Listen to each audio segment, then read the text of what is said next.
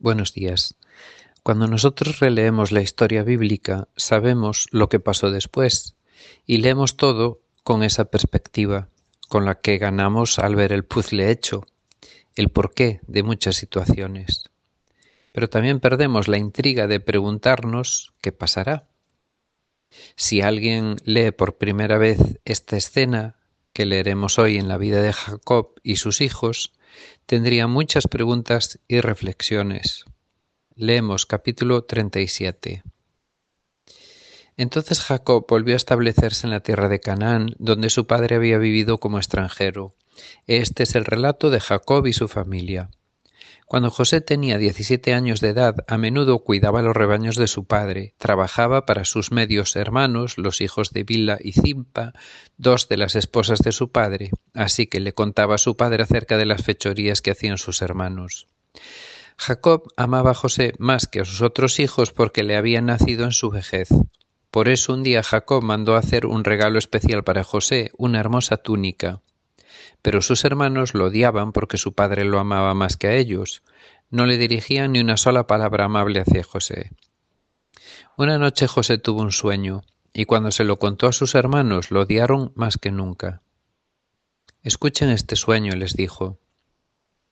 Resulta que estábamos en el campo atando gavillas de grano. De repente mi gavilla se levantó y las gavillas de ustedes se juntaron alrededor de la mía y se inclinaron ante ella. Sus hermanos respondieron: ¿Así que crees que serás nuestro rey? ¿No es verdad? ¿De veras piensas que reinarás sobre nosotros?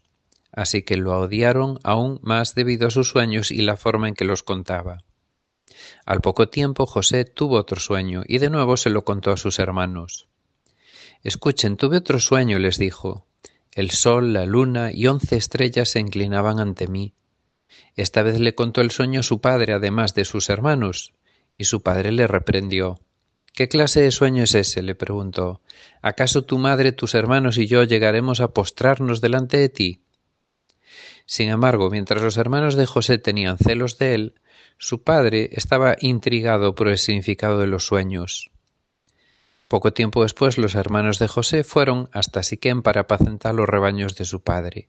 Cuando ya llevaba un buen tiempo allí, Jacob le dijo a José: Tus hermanos están en Siquem apacentando las ovejas, prepárate porque te envío a ellos. Estoy listo para ir, respondió José. Ve a ver cómo están tus hermanos y los rebaños, dijo Jacob, y luego vuelve aquí y tráeme noticias.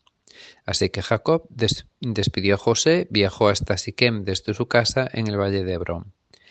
Cuando José llegó a Siquem, un hombre de esa zona lo encontró dando vueltas por el campo. ¿Qué buscas?, le preguntó.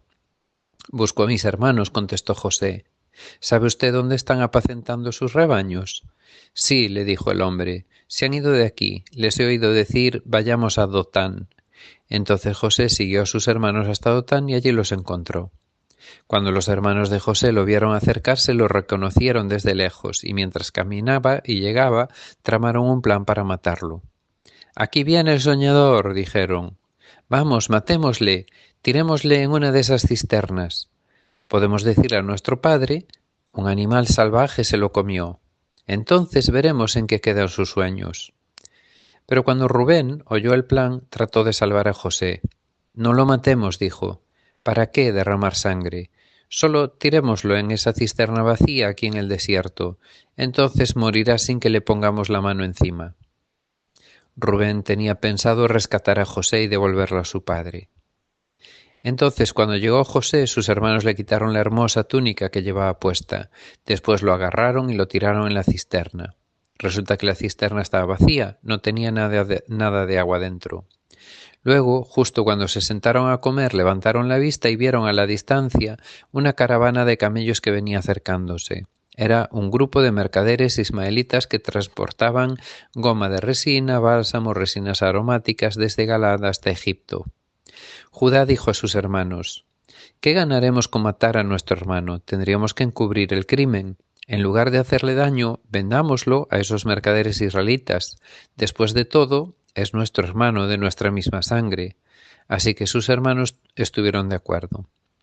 Entonces, cuando se acercaron los ismaelitas, que eran mercaderes madianitas, los hermanos de José lo sacaron de la cisterna y se lo vendieron por 20 monedas de plata, y los mercaderes lo llevaron a Egipto. Tiempo después Rubén regresó para sacar a José de la cisterna. Cuando descubrió que José no estaba allí, se rasgó la ropa en señal de lamento. Luego regresó a donde estaban sus hermanos y dijo lamentándose: «El muchacho desapareció. ¿Qué voy a hacer ahora?». Entonces los hermanos mataron un cabrito, mojaron la túnica de José con la sangre. Luego enviaron la hermosa túnica a su padre con el siguiente mensaje: «Mira lo que hemos encontrado. Esta túnica, ¿no es la de tu hijo?». Su padre la reconoció de inmediato. «Sí», dijo él, es la túnica de mi hijo. Seguro que algún animal salvaje se lo comió. Sin duda despedazó a José». Entonces Jacob rasgó su ropa, se vistió de tela áspera e hizo duelo por su hijo durante mucho tiempo. Toda su familia intentó consolarlo, pero él no quiso ser consolado. A menudo decía: «Me iré a la tumba llorando a mi hijo», y sollozaba. Mientras tanto, los mercaderes madianitas llegaron a Egipto y allí vendieron a José a Potifar, quien era el oficial del faraón, rey de Egipto. Potifar era capitán de la guardia del palacio. Podemos notar que la familia de Jacob era una familia llena de dificultades y relaciones complicadas y dolorosas.